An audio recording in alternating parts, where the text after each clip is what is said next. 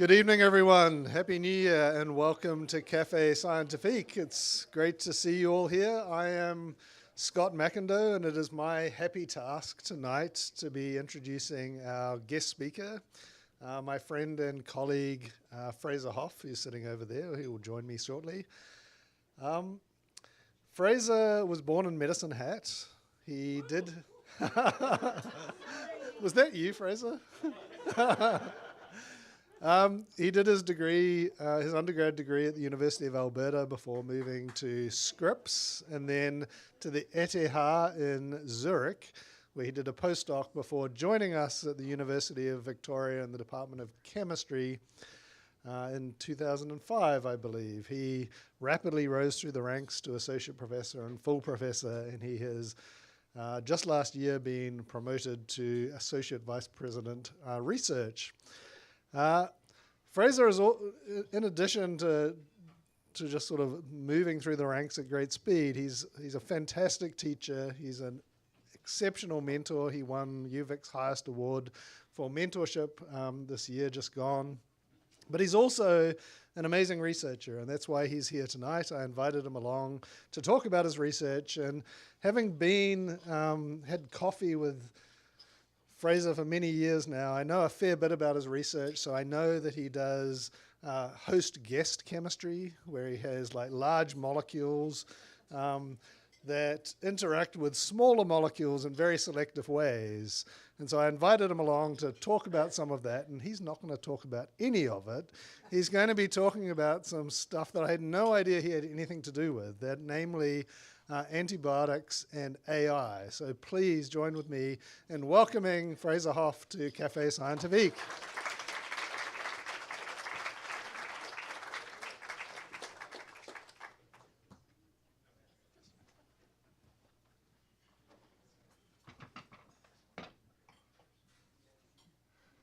Okay. Thank you very much, Scott. That was nice, and I have to say, I'm just going to brag on Scott's behalf here because he has two distinctions that never go together, and they're very special. He has both won the University of Victoria's award as the #1 teacher at UVic, and in a different year, he also won as the #1 researcher at UVic. And that's not a thing. That's not a thing. So Scott's fantastic, and he does all of this organizing. Yeah. And he does all of this for the community. When he asked me to do this, I was really genuinely excited. I've done one of these before on the topic of host-guest chemistry that Scott mentioned. It was probably 6 or 7 years ago. And it's really nice to, sorry, I just realized I'm about to say, and it's really nice to be back. It's not really, I am gonna do this though. It's not really a performance in that sense, but it is really awesome. It is very special anytime you get a chance to speak to people who just want to come and hear stuff, who aren't necessarily university people or chemists or other kind of people who have other reasons to be here. So thank you all for coming. The topic tonight is a project, is on a topic that's been going on in my lab for 3 or 4 years now.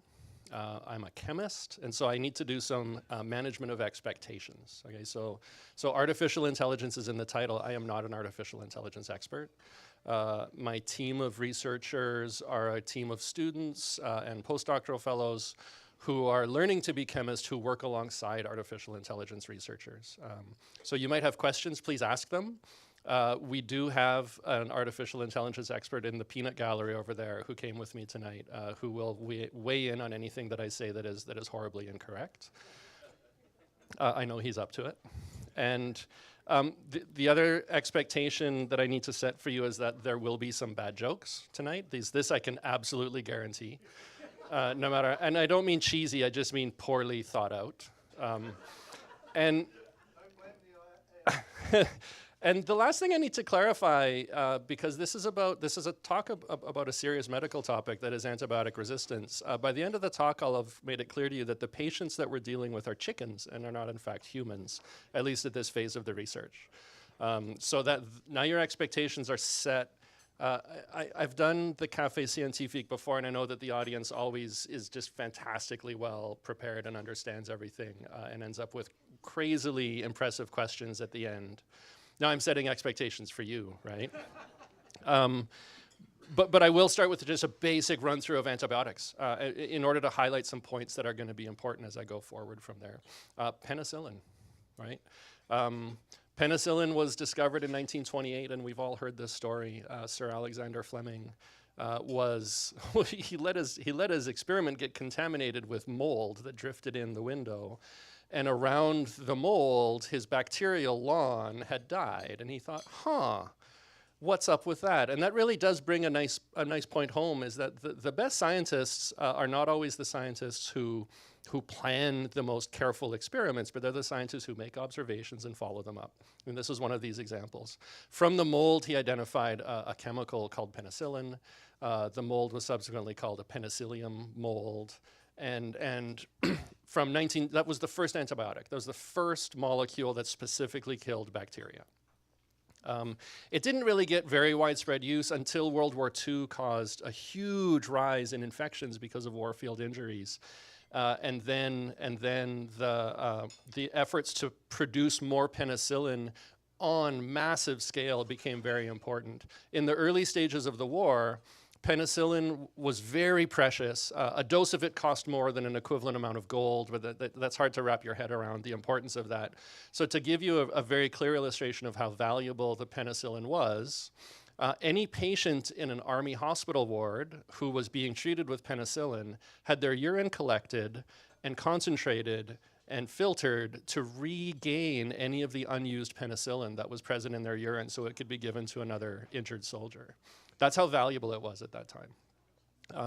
In the middle of World War II, they cracked the problem of scaling production of penicillin. And so, and I mean really cracked the problem. They made, at a certain point, they were making 1 billion doses a year. And just by basically scaling the growth of the mold in a significant way. And so that, of course, removed the need to be doing any of the other kind of reharvesting. So that was the 1940s. Antibiotics work as they are small chemicals. They're produced from natural sources in many cases. Some of them are produced by chemists just by their inventive skills. But in all cases, when we say antibiotic, we're referring to a small molecule. And that small molecule binds to something specific in a bacterial cell, and that something specific is engaged with in order to block the ability of the bacterial cell to grow and replicate. So that might be a blocker of DNA synthesis, a blocker of protein synthesis, a blocker of cell wall synthesis. That penicillin happens to be a blocker of cell wall synthesis. But the key thing here to remember for this talk is that every one of these antibiotics fits like a hand in a glove in a very specific binding pocket. That's essential to their action. That brings us very quickly then to the topic of antibiotic resistance, right? Like that's I think another topic that's very well understood to people. If you think about the hand as one element, so if I'm going to be the bacteria at various moments during this talk, okay?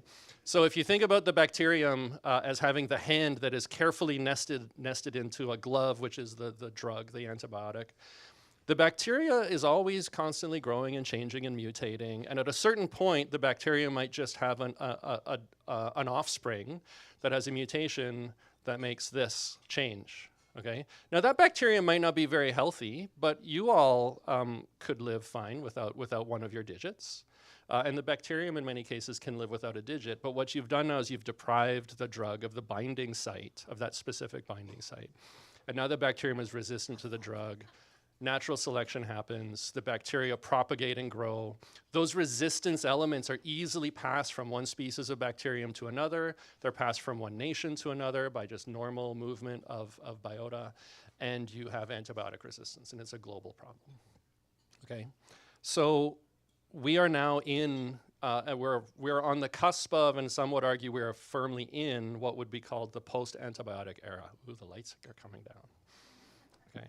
No misbehaving in the back rows. The post-antibiotic era is a way of describing the fact that we live now in an era when we cannot be sure that a bacterial infection will be treatable with an off-the-shelf antibiotic or with any currently made antibiotic. There are a lot of things that we can say about this. We can say that it's important, okay? The World Health Organization has estimated not the number of deaths from bacterial infections around the world, which is massive, but those specifically attributed to antibiotic resistance. And it's 1.5 million people every year. It's the number 8 leading cause of mortality in the world. It's more than traffic accidents, okay? And it's happening all around us. Like, we live in this era right now, and you might have unfortunately had a family member or loved one who's succumbed to a resistant infection. It's more and more a fact of life, and what's really scary is that there's really no significant way for us to address that's existing, that's being produced by drug companies or other entities. And there are a lot of reasons why that might be. I'm gonna try and leave lots of time for questions. And so we can get into those reasons if you're interested in that discussion. The projections from the World Health Organization have us at about 10 million deaths per year just because of antibiotic resistance by about the year 2040 or 2045. So this is a slow rolling crisis. The COVID pandemic was a very acute crisis. I would argue is still a very acute crisis. I'm not somebody who likes to say that the pandemic is over, although we enjoy the benefits of vaccine development, and that happened in a rush. There isn't the equivalent rush of activity to cope with antibiotic resistance, again, for a variety of economic and social reasons. And yet it's a massive problem. So let's talk about the scope or the rate of resistance arising. And I looked up, I do have my sheet here for a few kind of important numbers that I want to refer to at a certain point. So I mentioned that penicillin was first discovered in 1928. The first bacteria that were resistant to penicillin were identified in 1943, okay? Now, penicillin is, I've taken penicillin. It is still a useful drug. When resistance is identified, it doesn't mean that every bacterium on the planet is resistant to penicillin, but it means that you have a problem and you have the potential for resistance spreading. Methicillin was first used commercially in 1960. The first resistant strains resistant to methicillin were identified in 1962. And this story repeats again and again. Vancomycin is a very important antibiotic you might have heard of. For a while in the 90s, when I was in grad school, it was called the antibiotic of last resort. It was created in 1972. Resistance arose in 1988. It had a short run. Levofloxacin was a new antibiotic in 1996. Very important new antibiotic. First used in humans in 1996. The first strains resistant to levofloxacin were identified in 1996. Yeah, so, and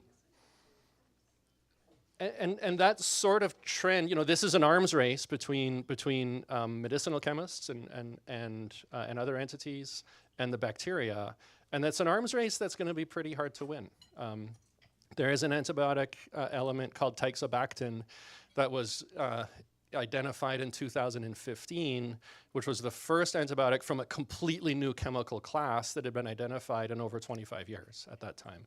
It's really hard to come up with completely new classes of antibiotics. That's another problem that we face. So what are we going to do about that? We obviously, one of the things I'd like you to take away from this is that this is really important and we need to pay very close attention to it. The fact that it's a slow rolling epidemic as opposed to an acute pandemic does not allow us to take the foot off of the gas. This is highly important. And I would argue that governments have a massive role to play in this effort, and I hope that that's something that they will recognize around the world. One thing that governments have done that is really excellent is that they have restricted the use of antibiotics in agricultural settings. So again, I'm assuming many of you know about this. Antibiotics are used for livestock. They have been used for a long time. Some Scandinavian countries banned this practice already in the 80s. Canada got around to doing this in the year 2017. Strongly restricted, almost completely eliminated the use of antibiotics in any livestock application. And that's kind of one of the themes that we're going to talk about today, and that's why chickens end up in the story at some point. So these are positive steps because, of course, if it's being used extensively, and before the ban in Canada, about 1 million kilograms of antibiotics were being used each year in Canada for livestock applications. So that amount of antibiotics are out there in the field, literally in the field or in the barn, and where resistance arises, now that resistance can be passed to a bacterium that later infects a human. So these are positive steps. These are really important. And already Canada has had a significant, like a statistically significant dip in the amount of antibiotic resistance we see in humans because of that positive change in agricultural settings. So this is good stuff. Okay. There is a certain element here of having kind of closed the barn door after the cows got out, or maybe closed the barn door after the resistant microbes have gotten out. And so we still have an urgent need to develop new antimicrobial agents. I need to take a moment here and actually address the fact that the words artificial intelligence were in the title of my talk. And I think I'm going to start by showing you something that artificial intelligence is really good at and is in my pocket, okay? So most of you have something like this in your pocket too. This is a little bit, I have good bars. Okay, let's try this. Hey Siri. Why do we need to overcome antibiotic resistance? Okay, predictably, Siri has offered me links to the World Health Organization website on this topic, the Centers for Disease Control website on the topic, and the Food and Drug Administration's website on the topic. So Siri is actually not really a very powerful artificial intelligence, okay? The artificial intelligence algorithm in Siri is really good at interpreting what I'm saying, but she, if I can personify her, hey Siri. Oh shit, sorry. Siri's listening. Siri just said, I don't know how to respond to that.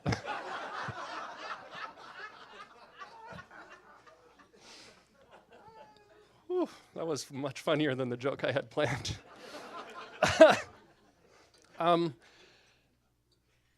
Siri is an artificial intelligence agent that's tuned for interpreting speech, but is intended to search the web. That's essentially what she does, or she searches some other functions in your phone for useful things.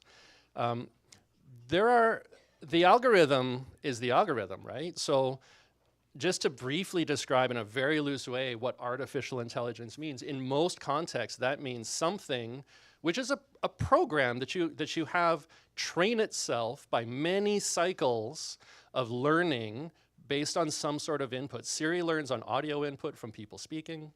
There are other artificial intelligence algorithms that have learned from vast troves of text and have learned and chats and conversations. Okay, so I'm going to use another one which is called ChatGPT, which is just released publicly in December or November of last year. So it's a very recent agent.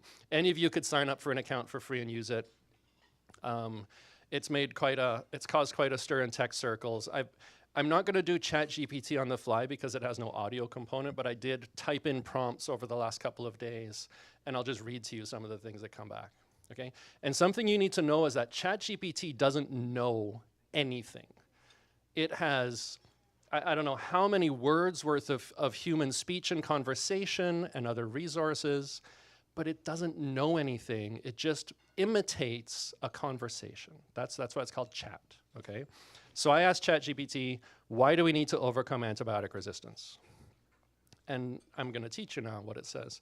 Antibiotic resistance occurs when bacteria develop the ability to survive exposure to antibiotics that were previously effective at killing them or inhibiting their growth. I read that first sentence, I was like, oh my goodness, it's really good. It sounds like a professor. This can happen through natural processes such as mutation or as a result of bacteria being exposed to antibiotics over time.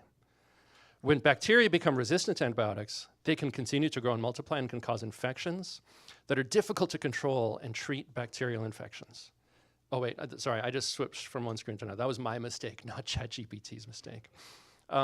In addition, the emergence and spread of antibiotic-resistant bacteria can have significant economic and social impacts, as the cost of treating infections caused by these bacteria is often much higher than the cost of treating infections caused by susceptible bacteria.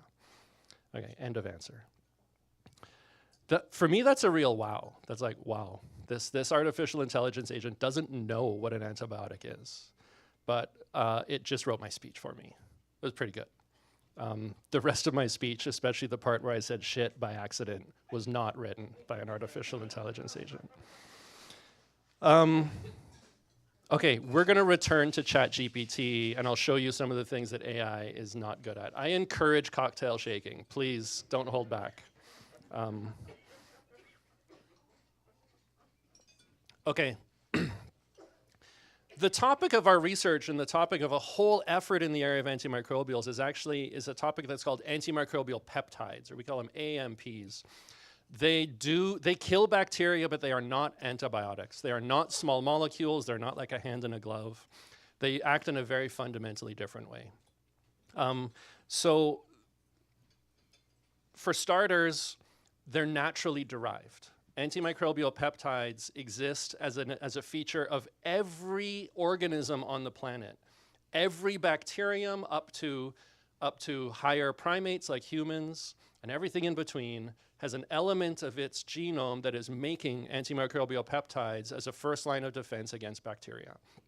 You all have one that's a very well-studied human-derived antimicrobial peptide, and you make it in response to bacterial infections. It has a really catchy name, LL37, okay? So celebrate your LL37. They're larger. I mean, it's weird to emphasize this, but one of the huge differences between them is that they're not small molecules that fit into tiny binding pockets. They're larger. They blanket the surface of the bacterium. They engage it in multiple ways, and this actually has really important ramifications. So I have this is very rudimentary props. This is not a magic show. But if I'm a bug, if I'm a bacterium, then you can imagine that this scarf is the antimicrobial peptide. It coats the surface. It engages in specific ways on the surface. The one thing you have to imagine that the scarf can't quite represent, though, is that it is dissolving my outer surface. Okay, that's one of the main mechanisms of action of antimicrobial peptides, and I won't play act it, although I was tempted. Okay, so it's dissolving my outer surface. And the fact that it's doing that in such a surface active way means, just imagine this. Here, like there, it's on the surface, okay? Now the bacteria mutates, and the antimicrobial peptide is like, no, I'm still gonna kill you, okay? Please understand this is a vast oversimplification, but it's actually not too far from the full truth. So they're very resistant to, wait, that's a weird way to say it. They're very resistant to resistance. Antimicrobial peptides have a much different way of interacting with bacteria, and therefore the bacteria can't escape them as easily. To give one particular example, there's an antimicrobial peptide that's used in human medicine and unfortunately has been used in agriculture. It was first used in the 1950s. It's called colistin. Colistin's first ever transferable resistance element was discovered in 2015. So it took 65 years in the wild, including heavy agricultural usage, before resistance emerged. And that's kind of typical of this whole class of things, antimicrobial peptides. They're better for use because they just are less likely to give rise to resistance. There are technical caveats to all of that, but at a base level, that's a true statement. Okay, so that's why we're working on them. Now,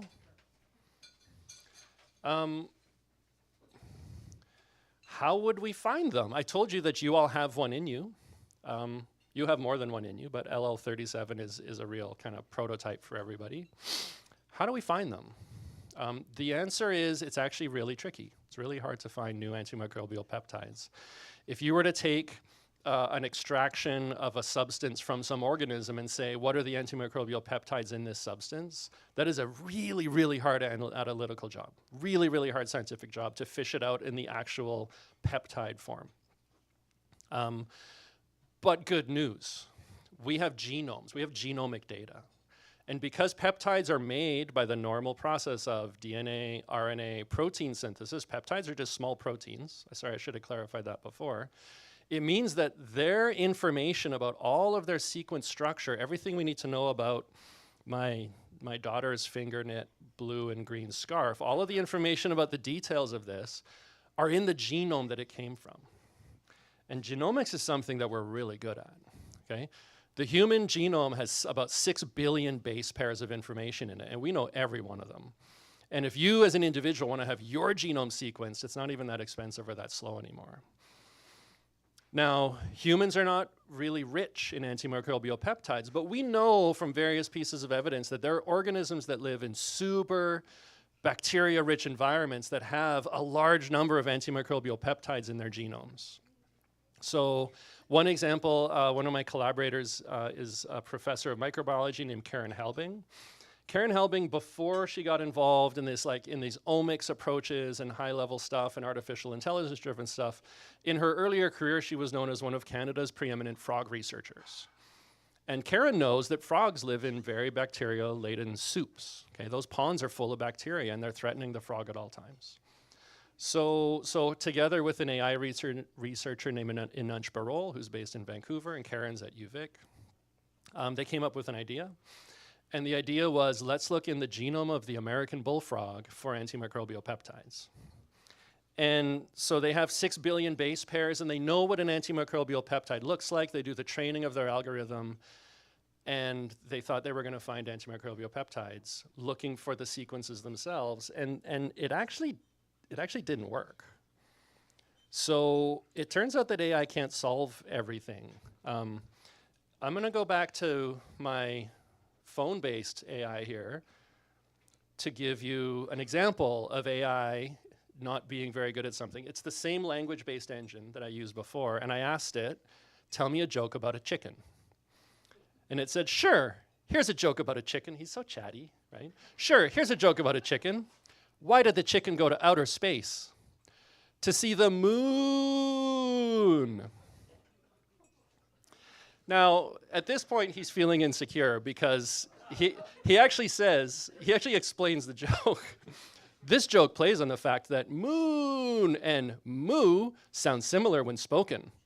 The joke is structured as a classic why did the chicken cross the road type of joke, but with a twist in the punchline. This is a stupid AI. It doesn't know that a chicken is not a cow. Okay, and I picked this example to illustrate that AIs are not smart. AIs don't know anything, but that passage I told you before, it sounded like a professor. Okay? Just let that sink in for a minute. Okay, here's another one. I asked it again, hey, tell me a joke about antibiotics. Sure, here's a joke about antibiotics. Very chatty. Why couldn't the bicycle stand up by itself?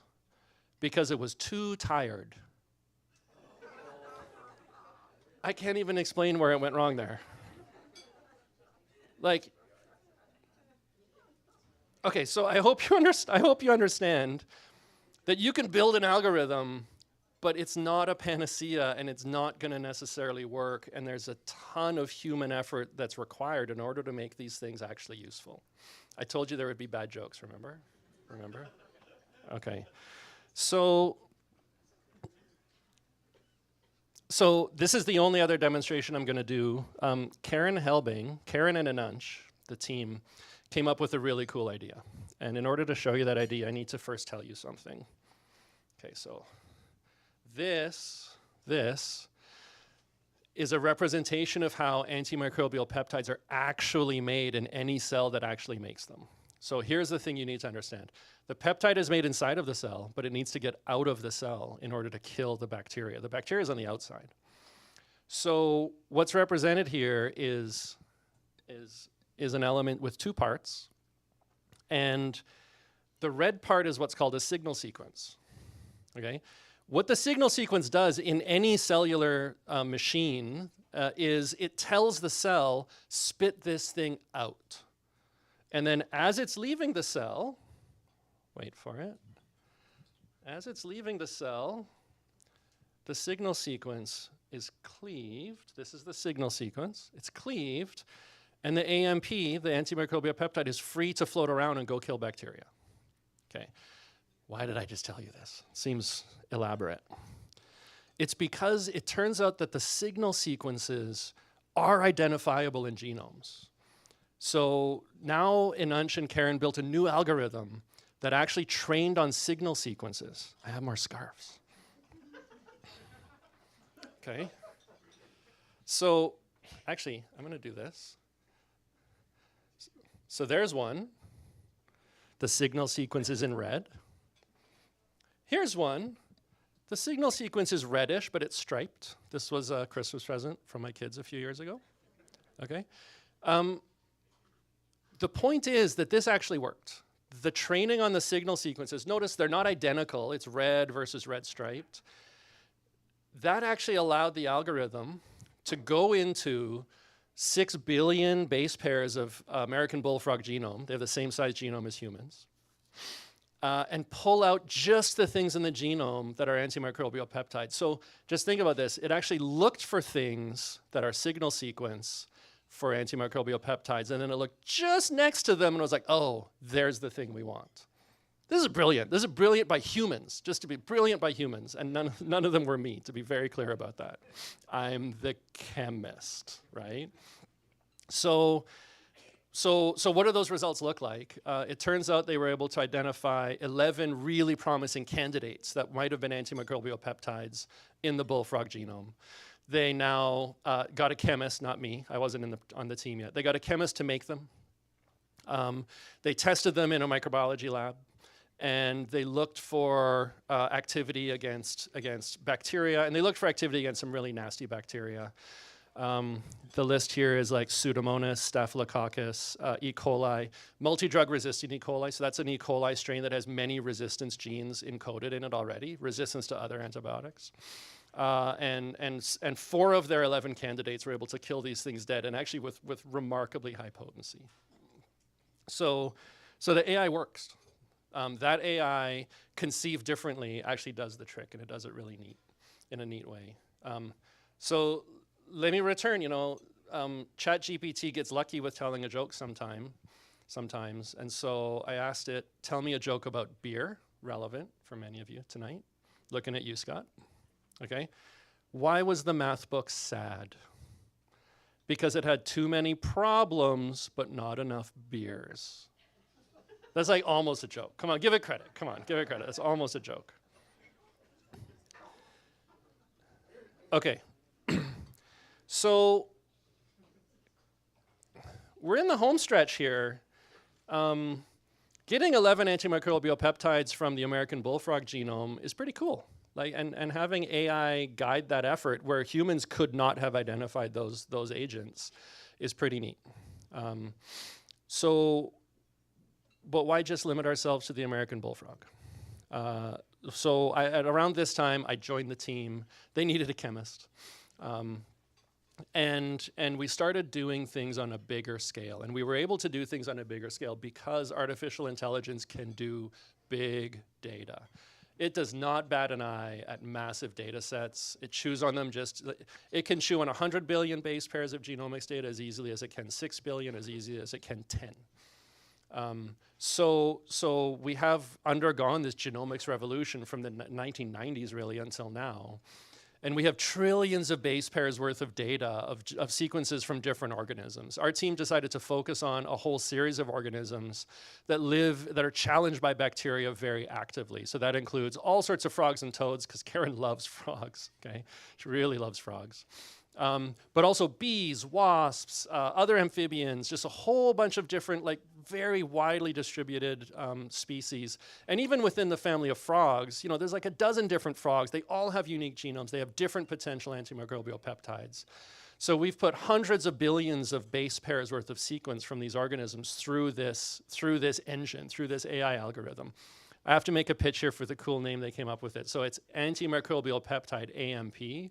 So they call their algorithm Amplify, right? There's a second generation version of it, which is called Rampage. Ooh, Rampage. Okay. So this allows us to really get serious about scaling. Let me just back up just a quick second and talk about the chickens. What are we doing here? Why are we working in this area? And then I'll just finish with a little tale of where we're at on that process. Okay, so chickens. Can't give them antibiotics anymore, and we shouldn't. We have the opportunity maybe to give them antimicrobial peptides. There are reasons to think this is a good idea. First of all, the motivation. There's a perception that antibiotics are used in agriculture for unethical reasons. It's because they make the chickens plumper or gain weight or whatever. There is actually a real animal suffering component to this. We've had many interactions and workshops with poultry veterinarians during this project. they really care about the birds. We all should care about the birds. So there are about 150 million chickens in Canada at any given time. And there's a particular strain of E. coli called avian pathogenic E. coli. If you encountered this, it wouldn't bug you. No pun intended. But it's really harmful to chickens. And when it gets into a flock, the death rate is between 1% and 15% of the flock. And overall, every year, this happens within 14 days of hatch. So these are chicks. Every year, 1 million to 2 million birds die in Canada just in the chicken industry because of avian pathogenic E. coli. This is a huge amount of suffering and a burden, and it's not about making money or other things. This is really about caring for the animals. There is a really good reason to care about this and to do something about it. There's another practical reason to focus on chickens when it comes to developing antimicrobial peptides. Chickens become food. Dennis had a chicken burger tonight. So antimicrobial peptides in their form are medically active, but of course once they make it into a gut, they're protein, they're food. Okay, so they're going to get chewed up, and they're going to be they'll be nutritious. So there is a reasonable, let's say, hypothesis that they would be safe in the food supply. We have a professor of food safety, Si-Yun Wang from UBC, whose job it is to make sure that anything that we do would ever touch the food supply would be safe in the food supply. Okay, these are things we worry about a lot. But there are reasons to think that it could be that way. And the other reason is the thing I mentioned before, and it shouldn't give rise to resistance, and it shouldn't give rise to any resistance in a bacterium that would end up in human beings. So it's different than the old story of antibiotics in agriculture. Many of these statements I just made are hypothetical, but will be proven or at least tested as we roll forward with this project. There's another reason to do it in chickens, and it's because we really care a lot about human infections and human medicine, but it is incredibly difficult to do experiments on humans for good reasons. Okay, whereas we have a lower burden and an easier access to be able to do experiments on chickens. And a lot of the bacteria are shared in common between the two species, and the lessons we learn can inform efforts in human medicine that we have going on in parallel. But I'll stick to the chickens. Okay, so, one other thing to mention, actually this is important. We speak to the veterinarians and the poultry experts. Salmonella is a huge burden in chickens. But salmonella, interestingly, it doesn't make the birds sick. There's no suffering of the birds. There's very little death of the birds. Salmonella lives happily in the birds and then makes humans sick. And so there are reasons to reduce salmonella burden in the commercial chicken production for the benefits to human health. The other thing that the veterinarians always say is, but just cook your chicken, right? They're very adamant about that. Just cook it very thoroughly. My wife is here. I'm sorry about that time, Becky. Yeah. Okay. So, frogs, toads, salamanders, bees, wasps. We have an AI algorithm that can run through all of them. I need to emphasize here, humans are constantly refining that algorithm and working with it. This isn't Master Controller from Tron who just operates on his own. This is a very human-engaged use of artificial intelligence. Now, the algorithm is spitting out hundreds upon hundreds upon hundreds of candidates. My students can't make hundreds upon hundreds upon hundreds of candidates with their hands on the bench. So we have a robot. And this is where AI and robotics really combines in order to allow an explosion of productivity. So my students can make 96 peptides using a robot that does peptide synthesis in a 8x12 grid, which is why the number is 96. They can make 96 peptides at a time. Takes about 2 days. There's a lot of human involvement on the front end, and then the humans collect and purify the agents at the end. There's a lot of human skill involved, but the robot is doing all of the boring, repetitive work in the synthesis and the creation of these 96 peptides. So we can do that in a couple of days. We can make hundreds a week. We can send them to testing to Vancouver. Now our partners, we've leveled up here. Our partners in Vancouver are now at the BC Centers for Disease Control, because they have a biosafety level 3 lab. That's the highest level of biosafety, or at least the highest that's available in Canada. In BC. So all of the nastiest human and poultry pathogens can be tested in that environment. But think about it, we have 10 or 12 pathogens, 10 or 12 bacteria we want to test against at any given time, hundreds and hundreds and hundreds of AMPs, and we can't have humans doing all of the liquid transfer to do the microbiology. So we have this super talented team of humans who developed a completely roboticized method. And the robot there is really impressive. It's about this tall in a glassed-in cabinet to the end of the stage. It's installed in a level 3 lab, which is really special and unique in Canada. And all that it does is run the entire microbiology experiment start to finish. It doses the microbe, it grows the microbes, it doses the microbes, it measures their death, it does the data analysis, it tells us how active the agents are. It's pretty cool. The robotics engineer who developed it, who worked, is Robin Koop. The microbiologist who brought all of her expertise to it is Anat Yanari. There's a student who collaborated with them whose name is Darcy Sutherland, who's a UVic grad from olden days. And the three of them have created just a really unique and really powerful system. So, again, emphasizing that it takes humans to make the robots work, and it takes humans to make the AI work, and it's a really cool team that comes together to do this. So I'm approaching the end here. We have many new hits. We have a vast database of new hits. We have identified really potent agents against avian pathogenic E. coli, against other avian pathogens like Salmonella, one that's called enteritis. If you're really into poultry production, enteritis is a big one. And this is a path forward that's only possible by this sort of scaling that's driven by artificial intelligence and robotics. I did my PhD in chemistry, and I was a really good chemistry PhD student. And in my entire PhD, I think I synthesized about 80 chemicals. And my students now make 96 in 2 days. Okay, and that's what modern science is like. And there was a chemist who just chuckled when I said that over there before. He's like, only 80. When I was a PhD, I made 104. That's because he's old like me, right? The world has changed, and I hope you take away that these changes are for the better, and they're powered by humans using modern tools. Very recently, we had our first antimicrobial peptides that passed all of our lab trials go into the first studies with eggs before hatching in order to allow follow-up studies on the health of the chickens and their ability to survive bacterial challenge. So we're just there, and I don't have the big punchline on that yet, but things are pretty cool and are working pretty well. I'm going to close. I asked the chat engine to write my closing statement. Okay. I said, write a closing speech on antibiotics, mention Marge Wilder, and make a joke about Scott McIndoe.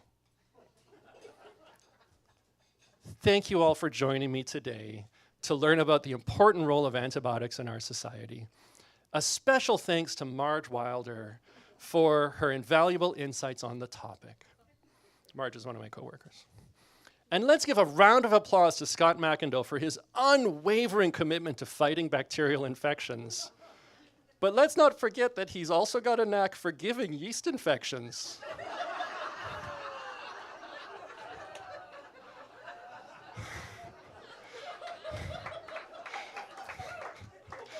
Thank you for your attention, and remember to use antibiotics wisely.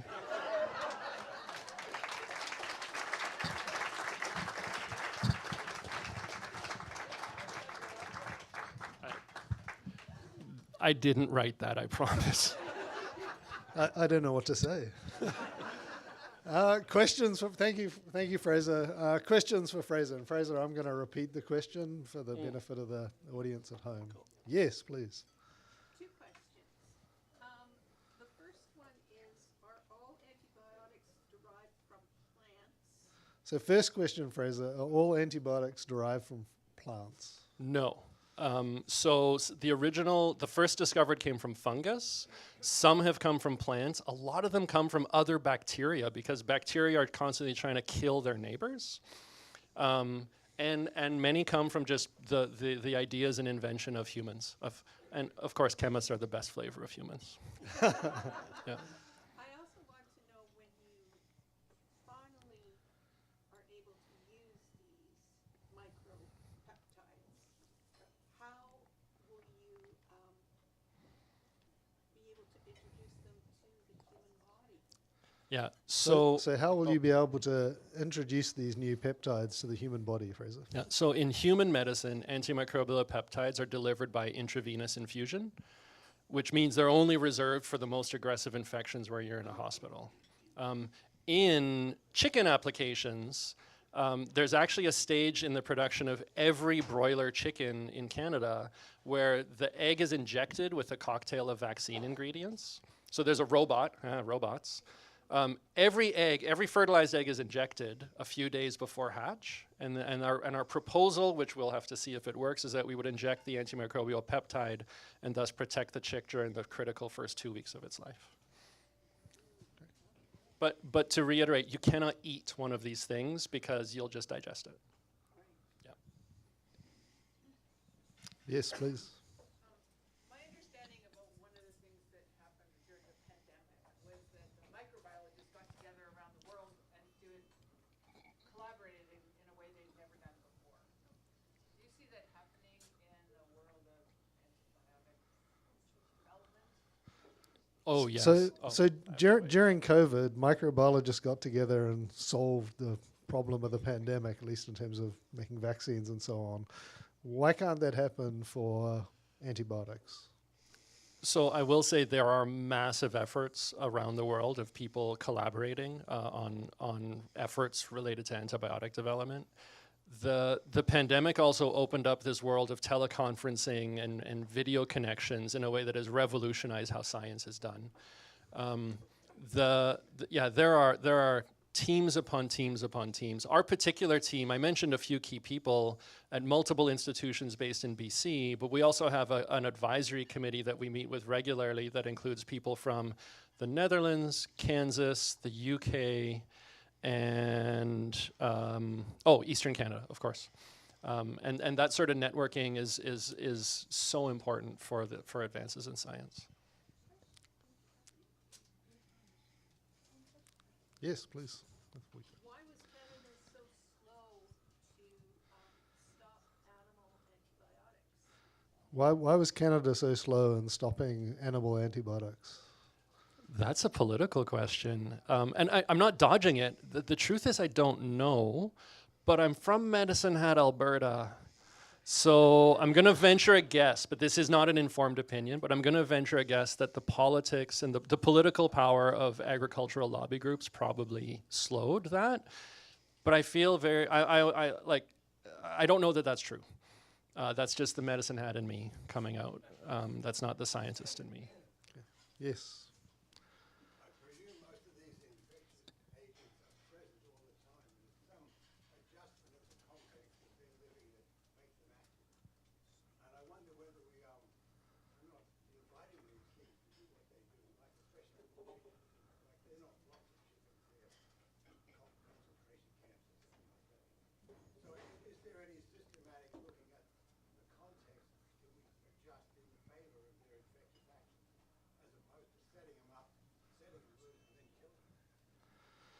Oh, that's a tough one to summarize. Do you want me to restate it? Why don't you do it? Okay, I'll paraphrase you and you tell me if I'm getting it right. The question is, it starts with the understanding that bacteria turn on aggression, they turn on virulence mechanisms under certain conditions.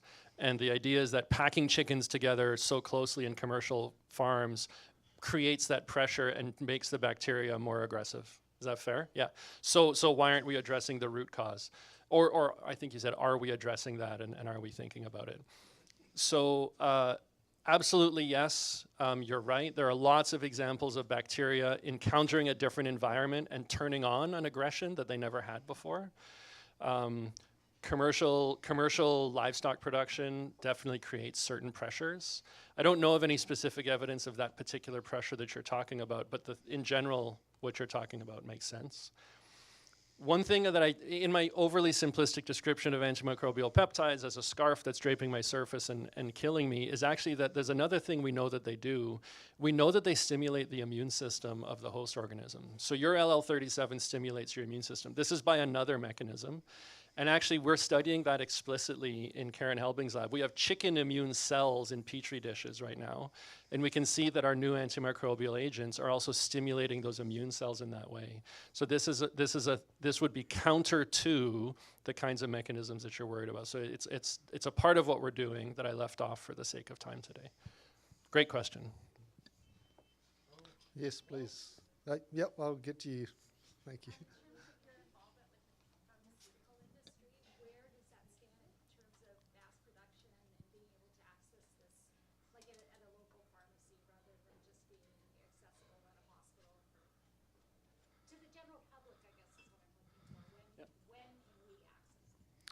So when will the general public be able to access these advancements, Fraser? So there are antimicrobial peptides not from our team that are already in use in humans, going back decades. They're very potent. They tend to be reserved for hospital administration in most cases. But there's actually another way that they can be administered, which is topical for skin infections. And I was going to say hands up if you've used polysporin, but maybe that'll be awkward. But polysporin is a mix of 3 antimicrobial peptides. That is the active, or those are the active ingredients in polysporin. And so that is in your hands already. And there's also the idea of topical applications in poultry that we're considering also. Yeah. Yeah. So big pharma is largely absent from the space of developing new antibiotics because it doesn't fit their economic model.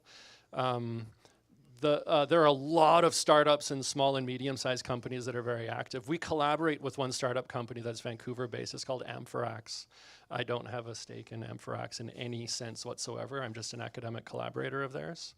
And that's typical of antibiotic development. It's like small startups are pushing new ideas.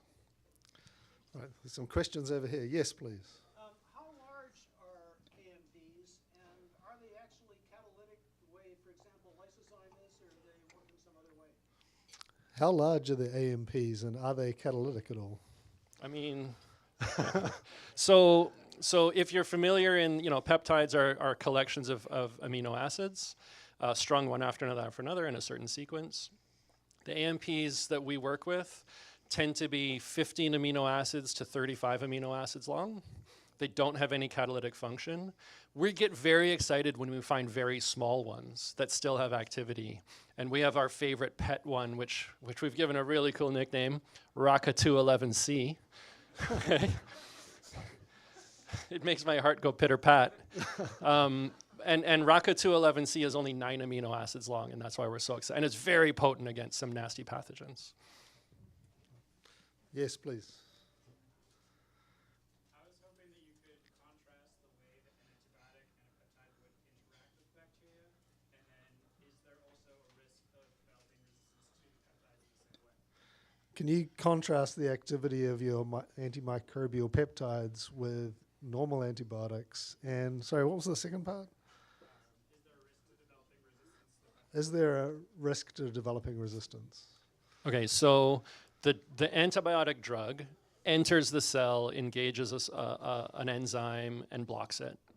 The antimicrobial peptide, most of the time, engages the surface of the cell and disrupts things on the outside of the bacterium, and either dissolves the membrane or blocks it from functioning, and one way or another kills the bug. Is there a possibility of developing resistance to AMPs? I was a bit blithe when I said it took 65 years to see resistance to colistin develop. Yes, there is a risk of resistance, and when we do our high throughput experiments with robots, we actually found one antimicrobial peptide from our recent batch that created resistance incredibly fast. So first of all, don't take that stuff. Don't give it to a chicken, right? That's a bad candidate for drug development. But from a scientific point of view, we are fascinated with what's going on there because it's very much an outlier. And we've reproduced the experiment. We know that it's a real effect. So yeah, resistance can happen, and we don't know how it happens in those cases, and we want to learn from it. Was that one of the smaller peptides? I don't know. Yeah. They're all just letters and numbers when you have hundreds and hundreds and hundreds of things, right? Dennis. I'm not sure if I've got this right, but in those frogs that are wearing those scarves, One thing that intrigued me, the way you mentioned this is when they tried looking for what they thought AMPs were unsuccessful, but then looking for that signaling part, turned out that behind it came AMP. I'm thinking something about that signaling part was more predictive or easier to recognize. But why was it so unsuccessful? Like, did we really not know at all what AMPs looked like, or were they just bewildering us in terms of what they could look like? So the signal sequences are more conserved for reasons to do with evolution that I don't fully understand, but that's a thing. But here's a key thing. At the untying of the scarves, there's a very absolutely conserved pair of amino acids that tells you the cut happens here. So that absolute certainty where one end of the thing is really helps the prediction algorithm succeed. So those are two aspects of the answer. I think that's maybe a whole answer. Did I miss something? How much of a surprise was it? Like, what came afterwards, which was the AMP? Was it like, oh, this is what AMP? You know what's funny? Most of them, like to my chemist's eye, most of them look like, oh yeah, that's what an AMP looks like. But the algorithm couldn't see it. And to kind of give a little more information, he's a chemistry professor. It's all positive charges. It's all lysine and arginine. And I think that there's something about that that makes it hard to identify the starts and the ends and exactly where the thing is.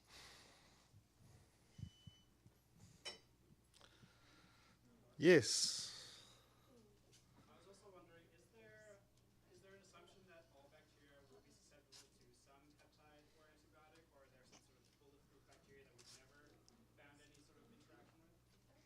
Are there any bacteria that are likely to be immune to all sort of attacks? I would worry about spore-forming bacteria being immune to these sorts of attacks. So C. difficile, which is normally associated with hospital-acquired infections, it's C. difficile, right, Becky? Yes. So C. difficile is a spore-forming bacteria. Those suckers are just incredibly hard to treat by any method at all. So there's an example of a bulletproof one, and it's not really about resistance. It's really because they form these little spores, and they hang out on surfaces for a long time, and then when they get into you, the spores dissolve and they start to grow, and that's really, really hard to deal with. All right, so it's 7 p.m., so thank you so much for the great discussion here tonight, and thank you so much to Fraser for coming along and sharing his work with us.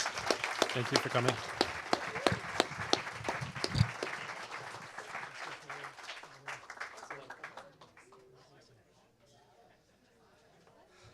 I'm surprised you had so many scarves.